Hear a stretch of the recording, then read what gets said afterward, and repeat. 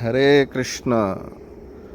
Neelachala Vedic village ISKCON Juhu మందిరం ముంబై ఆధ్వర్యంలో నిర్వహిస్తూ ఉన్నటువంటి గోశాల ప్రాంగణం 32 ఎకరాలలో 600 పైగా ఆవులను ఇక్కడ గోశాలలో సంరక్షిస్తూ ఉన్నారు.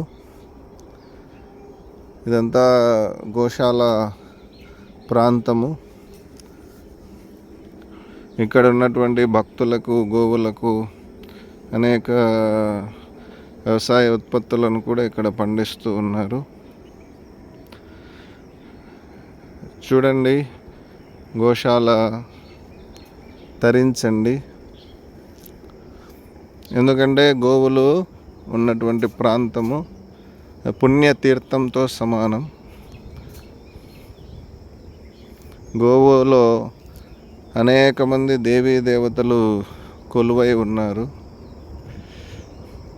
గోమయంలో లక్ష్మీదేవి, గోమూత్రంలో గంగామాత కొలువై ఉంటారు. కాబట్టే గోమయము, గోమూత్రము వాడి వ్యవసాయం చేస్తూ ఉన్నంత కాలము ప్రజలు రోగాలు లేకుండా ఎంతో ఆరోగ్యంతో, ఐశ్వర్యంతో జీవించారు. అటువంటి పంటలు పండించి వాటిని తీసుకొని చక్కని ఆరోగ్యము, అధిక దిగుబడులు వచ్చేటటువంటివి. ఇప్పుడు గోవులను పెంచటం లేదు, ఎద్దులతో వ్యవసాయము చేయటం లేదు, ట్రాక్టర్లతో అలాగే పురుగు మందులు వాడి వ్యవసాయం చేస్తూ ఉన్నారు. కనుక అనేక రోగాల పాలవుతూ ఉన్నారు జనాలు.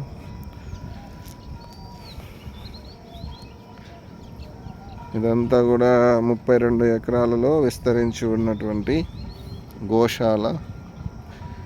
వాకింగ్ చేస్తూ మీరు కూడా చూస్తారు అనే ఉద్దేశంతో ఈ వీడియో తీయడం జరుగుతుంది. అందరూ పవిత్రమైన భావనతో చూడండి.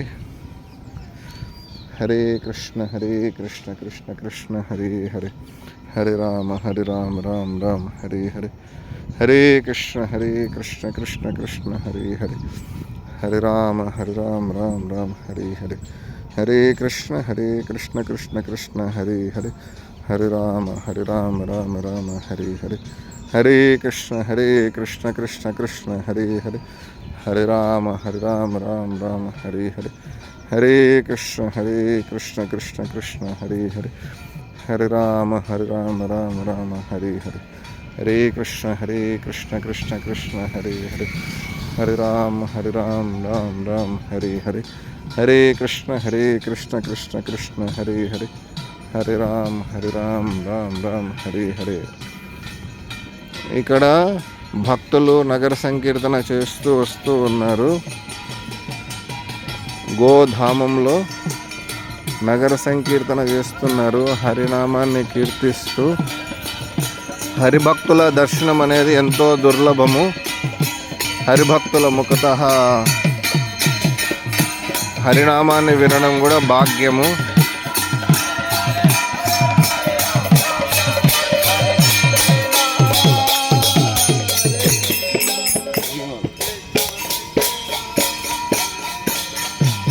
శ్రీ చైతన్య మహాప్రభువుకు చాలా ఇష్టమైన సేవ నగర సంకీర్తన సేవ. ఒకసారి శ్రీ చైతన్య మహాప్రభు శ్రీల హరిదాస్ ఠాకూర్ను అడుగుతారు, జనులు ఉద్ధరించబడడానికి సులభమైన మార్గం ఏంటి అని అడిగితే అప్పుడు ఆయన హరినామాన్ని బిగ్గరగా ఉచ్చరించడం అని చెప్తారు. అంటే హరినామాన్ని బిగ్గరగా ఉచ్చరించడం ద్వారా మందిరానికి రాలేని జీవులు ఉంటాయి ఎన్నో. చీమలు, చెట్లు, ఎలుకలు, కుక్కలు, పిల్లులు, ఇట్లాంటివి ఎన్నో జీవజాతులు ఉన్నాయి. అవన్నీ మందిరానికి రాలేవు, హరినామాన్ని వినలేవు, హరికథ వినలేవు. కాబట్టి భక్తులు నగర సంకీర్తన చేసేటప్పుడు హరినామాన్ని అవి వింటాయి. కనుక వాటికి అజ్ఞాత సుకృతి అనేది ఏర్పడుతుంది. మళ్ళీ నెక్స్ట్ జన్మలో ఉన్నత గతి అనేది వాటికి లభిస్తుంది. కనుక హరినామాన్ని నగర సంకీర్తన చేయడం అంటే జీవుల పట్ల దయ చూపటమని అర్థమవుతుంది.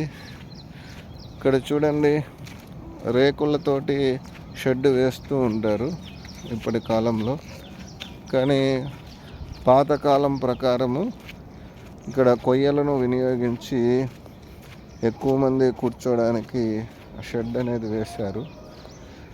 పాతకాలంలో ఐరను, సిమెంటు, కరెంటు ఏవీ లేకపోయినా సరే వాళ్ళు జీవించారు, ప్రకృతి అనుబంధమైనటువంటి జీవనం. కానీ ఇవాళ మనిషి ప్రకృతిని ధ్వంసం చేస్తూ తను విలాసంగా జీవించాలి అని ప్రయత్నం చేస్తూ జీవితాన్ని నరకప్రాయం చేసుకుంటూ ఉన్నారు. కానీ శ్రీల ప్రభుపాదుల వారు చెప్పేది సరళమైన జీవనం, ఉన్నతాశయం కలిగి ఉండాలి ప్రతి ఒక్కరు కూడా అని చెబుతూ ఉన్నారు. ఇక్కడ 32 ఎకరాలలో 600 పైగా గోవులు ఉన్నాయి. వాటికి సేవ చేస్తూ అనేక మంది వారి యొక్క పోషణ చేసుకుంటూ ఉన్నారు. అనేక మందికి ఉపాధి లభిస్తూ ఉన్నది. ఇదే 32 ఎకరాల్లో ఏదైనా ఒక ఫ్యాక్టరీ పెట్టినప్పుడు మిషనరీ కోసమని ఎంతో కరెంట్ అవసరం, ఎంతో ఐరన్ అవసరం. వాటి కోసమని ఎంతో ప్రకృతిని వినాశనం చేయవలసి వస్తుంది. కానీ ఇక్కడ గోవులను సంరక్షించడం, గోవులను సేవించడం ద్వారా పర్యావరణానికి ఎంతో మేలు చేసినట్లు అవుతుంది. కాలుష్యం ఇంకా తొలగిపోతుంది. ఇక్కడ చూడండి, ఆవు పేడ అంతా నిల్వ చేశారు. ఈ ఆవు పేడ భూమిపైన చల్లి వ్యవసాయానికి వినియోగిస్తే చక్కని దిగుబడి వస్తుంది. పంటలు రోగాల పాలు కాకుండా ఉంటాయి. ఆ విధంగా మన పూర్వీకులు కొన్ని లక్షల సంవత్సరాలు వ్యవసాయం చేసినా సరే భూమాత చక్కని పంటను అందించేది. కానీ ఇవాళ అధిక దిగుబడులు వెంటనే రావాలా అనే స్వార్థ బుద్ధితో మానవుడు ఈ యూరియాలు, ఫాస్ఫేట్లు, రసాయనిక మందులు అవన్నీ వేసి భూసారాన్ని అంతా నాశనం చేస్తూ ఉన్నారు. ప్రకృతి విరుద్ధమైన వ్యవసాయం అనేది నేడు జరుగుతోంది. అటువంటి రసాయనిక పురుగు మందులు వాడినటువంటి ఆ పంటను తిన్నప్పుడు మనుషులు అనారోగ్యం పాలవుతూ ఉన్నారు. కాబట్టి మీరు కూడా మీ దగ్గరలో ఉన్నటువంటి గోశాలను సందర్శించండి. గో ఉత్పత్తులను మాత్రమే వాడండి మీ నిత్య జీవితంలో. ఎక్కడైతే గో ఉత్పత్తులు దొరుకుతూ ఉంటే పండ్ల పొడి, షాంపూ, సబ్బు, ఇంకా అనేకమైనటువంటి గో ఆధారిత ఉత్పత్తులు మార్కెట్లో ఇవాళ అందుబాటులో ఉన్నాయి. వాటిని వాడటం ద్వారా దానిపైన వచ్చేటటువంటి ఆదాయంతో అనేక గోవులు పోషించబడతాయి. అలా ప్రతి ఒక్కరూ విష రసాయనాలతో తయారయ్యేటటువంటి పదార్థాలను వాడకుండా షాంపులు, సబ్బులు ఇట్లాంటి వాటిని గో ఆధారిత ఉత్పత్తులను వాడటం వల్ల మనకు ఆరోగ్యానికి మంచిది. గోశాల అభివృద్ధికి మనం ఎంతో సహాయం చేసినట్లు అవుతుంది. ఇస్కాన్ మందిరం ఆధ్వర్యంలో నడిచేటటువంటి గోశాలలో గోవులను చక్కగా చూసుకోవడం అనేది జరుగుతుంది. మన ప్రొద్దుటూరు ఇస్కాన్ మందిరం ఆధ్వర్యంలో కూడా తొండలదిన్నె గ్రామంలో దాదాపు 20 గోవులు ఉన్నాయి. చక్కగా వాటిని చూసుకోవడం జరుగుతుంది.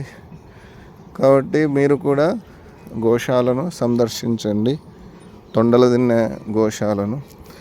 అక్కడ సుభాగ ప్రభు అని ఆయన చక్కగా గోవులను చూసుకుంటూ ఉన్నారు. ఇక్కడ చూడండి, గోవులు ఎంతో ఆనందంతో పుష్టిగా ఆహారాన్ని సేవించి సేద తీరుతూ ఉన్నాయి. ప్రశాంతంగా నిర్భయంగా ఉన్నాయి ఇక్కడ. అదే కబేలాశాలలో మనం కొన్ని వీడియోలు చూసినప్పుడు గోమాతలు భయంతో కన్నీరు కారుస్తూ వధించబడుతూ ఉన్నాయి. గోవులు ఏ ప్రాంతంలో అయితే చంపబడుతూ ఉంటాయో ఆ ప్రాంతం ఎప్పటికి కూడా అభివృద్ధి చెందదు. గోవులు ఎక్కడైతే సురక్షితంగా సంరక్షించబడతాయో ఆ ప్రాంతంలో సుభిక్షంగా ఉంటుంది ప్రతిదీ కూడా. అంటే దేనికి కొరత అనేది ఉండదు. ఆవు పాలను సేవిస్తూ ఎద్దులను వాడుకుంటూ మనం వ్యవసాయం చేస్తూ జీవించడం అనేది ఆర్థికంగా మన దేశం ఎదగడానికి ఎంతగానో ఉపయోగపడుతుంది.